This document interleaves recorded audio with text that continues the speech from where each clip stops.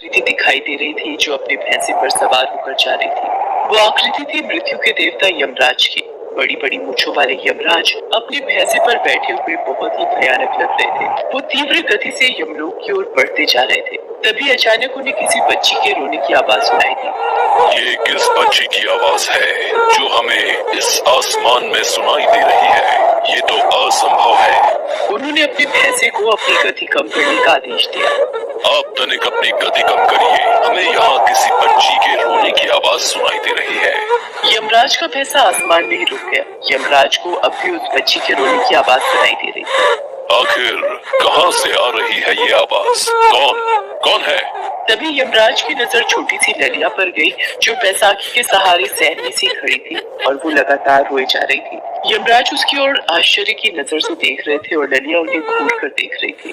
तुम कौन हो और तुम यहाँ कैसे आ गई?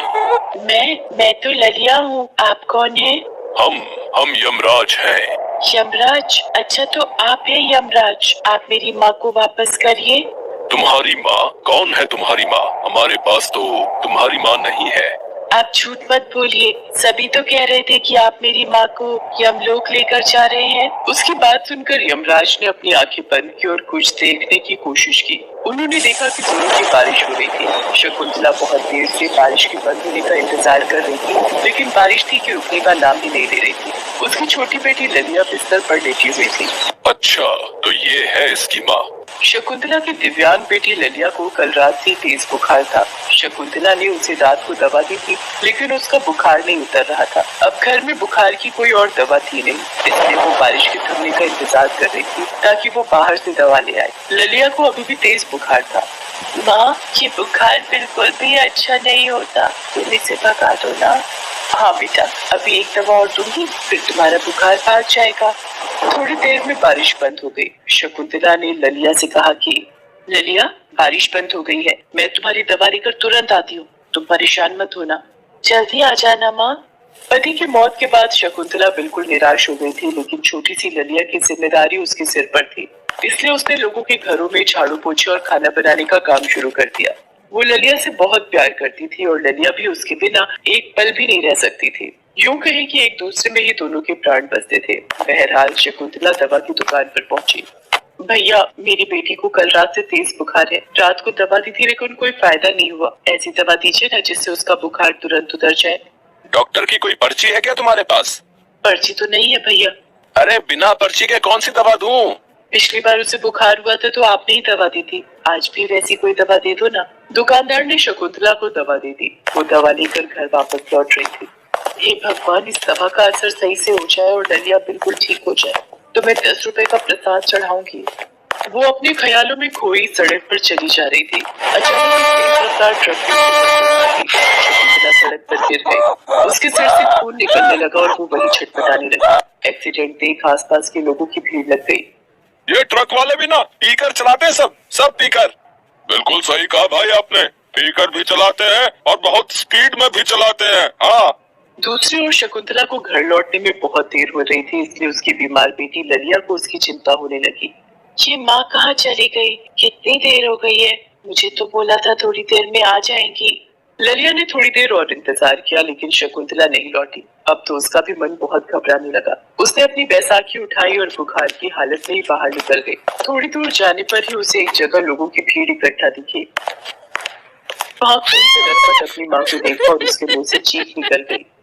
माँ, ये क्या हो गया? ये तुझे क्या हो गया? ललिया के रोने की आवाज से शकुंतला के शरीर में कुछ हलचल तो हुई, लेकिन फिर उसका शरीर पूरी तरह शांत पड़ गया।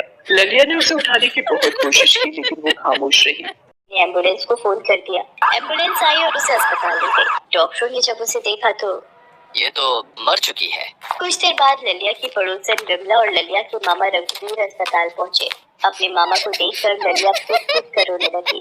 मामा देखिए ना, माँ तो जागती ही नहीं, इन्हें जगा दीजिए, इन्हें बोलिए ना मेरी तबीयत ठीक नहीं है।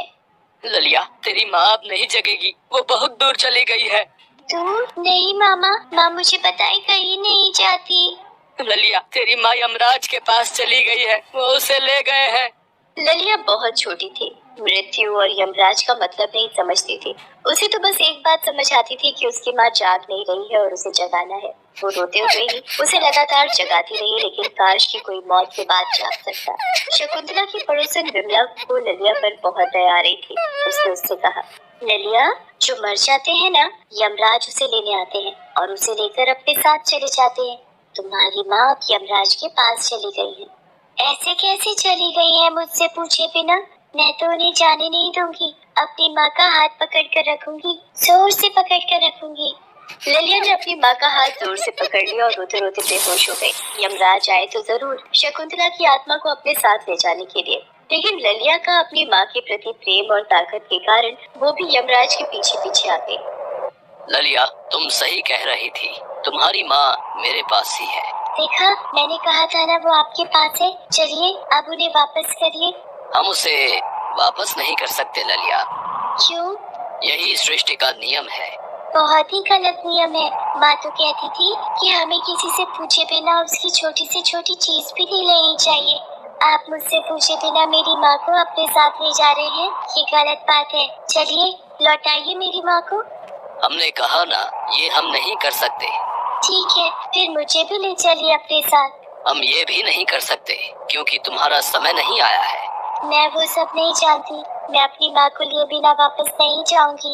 ये कहकर वो फिर से रोने लगी। यमराज बहुत बड़े धर्म संकट में फंस गए थे। उन्हें समझ नहीं आ रहा था कि सृष्टि का ये विधान कैसे तोड़ते, लेकिन उन्हें ये बात तो समझ आ गई कि इस लड़की के इस तरह से उनके पीछे पीछे आने के पीछे भगवान की माया है। फिर भी उन्होंने ललिया से कहा कि ललिया, हम तुम्हें तुम्हारी माँ के बदले में और कुछ दे देते हैं। बोलो, तुम्हें क्या चाहिए? तुम कुछ भी मांग सकती हो, बहुत सारे खिलौने या बहुत सारे पैसे। मुझे तो मेरी माँ चाहिए, माँ चाहिए, माँ चाहिए। वो मुझे दीजिए या मुझे अपने साथ ले चलिए।